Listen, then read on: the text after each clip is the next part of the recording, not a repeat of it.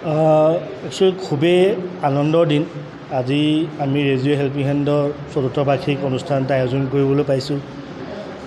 কিয়নো আমাৰ গ্ৰুপটো আজি পৰা 4 বছৰ আগত নাওবৈচা গাঁও এখন ঠাইত আমি খুলিছিলোঁ। আজি সেই গ্ৰুপটো আহি 4 বছৰত ভৰি দিলে আৰু আমি সেই ৰোৱা গুটিটো আজি নিজৰ পুলিৰ ওপৰত আগুৱাই গৈছে। আমি ৰেজিঅ' হেল্পিং হেণ্ডে আজি ৪ৰ্থ বাৰ্ষিক অনুষ্ঠানটোত আমি কিছু কৈছিলোঁ যে আমি 4 বছৰ আমি কি কৰিলোঁ। আমি এই 4 বছৰত আমি 2800 ফেমিলিক আমি খাদ্য বিতৰণ কৰিছোঁ। লগতে প্ৰায় 500 ফেমিলিক আমি ঠাণ্ডা দিনৰ ব্লেংকেট বিতৰণ দিছোঁ। 38জন কেঞ্চাৰ পেচেণ্টক আমি আৰ্থিকভাৱে ট্ৰিটমেণ্টৰ বাবে সহায় আগবঢ়াইছোঁ। লগতে আমাৰ লিভাৰ চিৰ'চিছ পেচেণ্টকো আমি তেনেকৈ সহায় সহযোগিতা আগবঢ়োৱা হৈছে।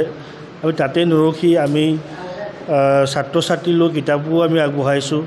বহুতো কেইজনমান ছাত্ৰ ছাত্ৰীক আমি তেখেতক কলেজ বা স্কুলৰ আমি এডমিশ্যনৰ কাৰণেও আমি সহায় আগবঢ়াইছোঁ। তেনেকৈ ধৰি আমি বিভিন্ন ধৰণৰ কাম কৰি আমি আজি 4 নম্বৰ বছৰত আমি ভৰি দিছোঁ। আমি ইয়াৰ পৰাই আমি কিছু পৰিকল্পনা কৰিছোঁ যে আমি আগন্তুক দিনত ৰেজিঅ' হেল্পিং হেণ্ডে ড্ৰাগছমুক্ত এখন যোৰহাট আৰু অসম গঢ়ি তোলা লৈ পেলাই আমি এটা সপোন আমাৰ আছে। যিহেতু বহুতো নৱপ্ৰজন্মৰ লোক এনেকুৱা এটা আক্ৰান্তত ঘটি গৈ আছে।